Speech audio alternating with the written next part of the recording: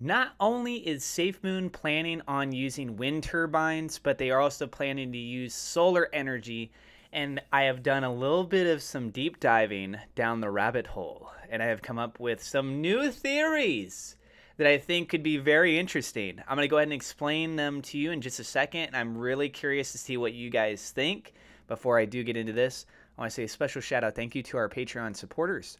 I really do appreciate it, everybody. If you'd like to join that, be up on that board for as little as $1 a month, there is a link in the description. Also, please keep in mind that I'm not a financial advisor. Everything I'm sharing is my own opinion. It's my own research. I highly encourage you to go do your own research as well. So we got a series of things here that John has mentioned over inside of the Discord. I'll get to the solar, but it's fun to be able to highlight these other elements too. So one of which was asking about the timeline for the SafeMoon card. His response was working through the compliance paperwork right now. We know that they've been working on that, so it's the same status update as what's been. Next question was, Crony, how happy will holders be, or hodlers be, in the year 2022, which is next year? He said 2022 will be a really good year for us and humanity. That's extremely bullish. That's very exciting. There's a lot of stuff that's rolling out before the end of this year. I think next year has a whole realm of possibilities. He also said, I and a few other businesses are throwing a Utah Crypto Con in January, meaning convention. So if anyone watching this is wanting to go to a convention, then, keep your eyes out for that. You could potentially go be able to meet up with John and some other businesses that they're showing here. And he says that I and a few other businesses. So it's other companies, I'm assuming.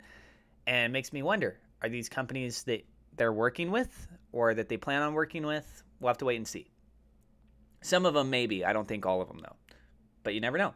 And the other question came from Rojas. He said, will you also farm solar in the Gambia or purely wind energy? And John's response was, solar is planned, but wind is first. The price per kilowatt is better. Okay, so here's where we're at, right? Obviously, if there's no wind, you're not really generating power using wind turbines. And then the other way to look at it is that if you have solar panels, well, that's only capturing the sunlight when the sun's actually up. So whenever it's nighttime, you don't have anything that's capturing it there. I've done previous research before, and I think I've talked about it in maybe one of my old videos, but there's actually a way where you can capture energy at night, and it's not going to be something pertaining right now to the two things here, but I wouldn't be surprised if they rolled this out down the line. I believe it's with aluminum. And essentially what it does is it captures the geothermal heat that's emitted off of the planet during the nighttime. It kind of expands its material and it captures a little bit, but it's enough to kind of power like a small light and stuff like that. So if you scaled it up, maybe it could have a little bit more of an impact.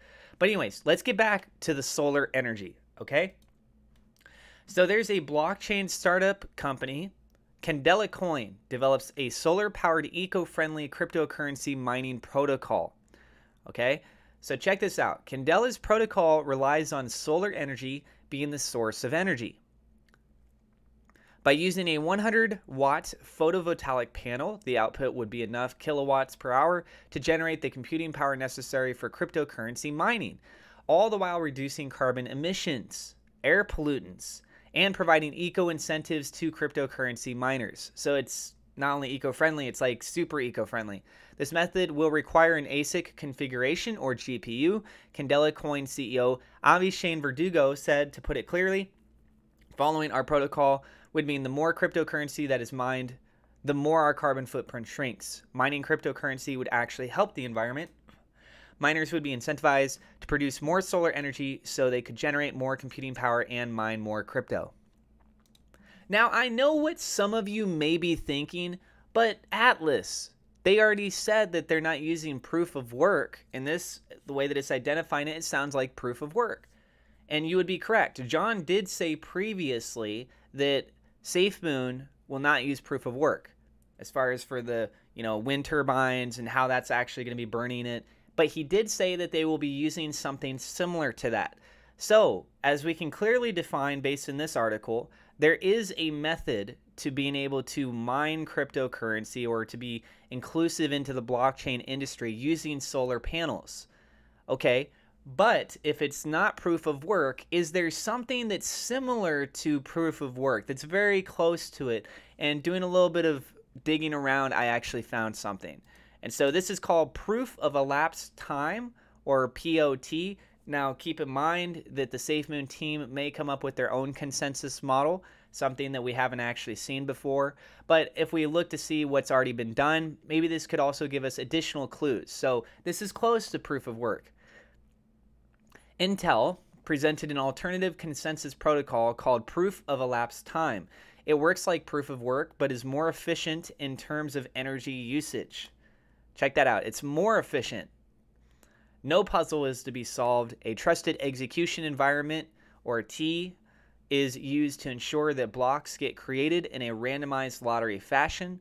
It is based on a guaranteed wait time that is provided by the T. The drawback in this model is its need for specialized hardware and having to trust a third-party Intel. Okay, so if SafeMoon develops their own hardware, then as far as trusting a third party, they wouldn't necessarily have to do that.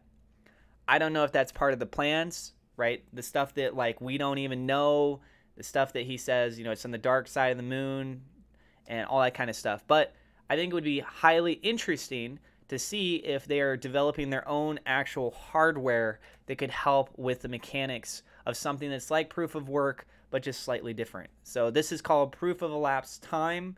Let me know what you guys think about this concept in the description down below, or sorry, in the comments down below. And yeah, the way that I look at this is that if you could potentially incorporate it into the solar panels, maybe there's a distribution of how much energy is output to the mining of this. Maybe that's part of the deal of why it could be installed. So it'd be like, hey, we're going to give this to you for free. This is going to help power your house. Or maybe they do a discount.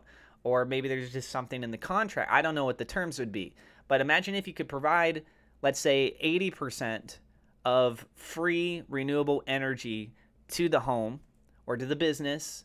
And then let's say 20% of that energy is then off-put towards helping with the consensus model that helps in the ecosystem for SafeMoon, right? So you're not fully utilizing that to just help out the SafeMoon community. You're using just a fraction of it, whatever the fraction may be, 20%, 5%, 0.5%, I don't know. But if you mass scale up enough of these progressively over time, obviously compound interest has a big impact. Let me know what you guys think. And then I also have referral links in the description if you want to get free cryptocurrency or free stock. It is free money for you guys. Again, I'm not a financial advisor. And if you're new to the channel, don't forget to hit subscribe. Hit the thumbs up like button. It does help us out with the YouTube search algorithm. Click the bell icon so you know whenever we go live. And I will see you in the next episode.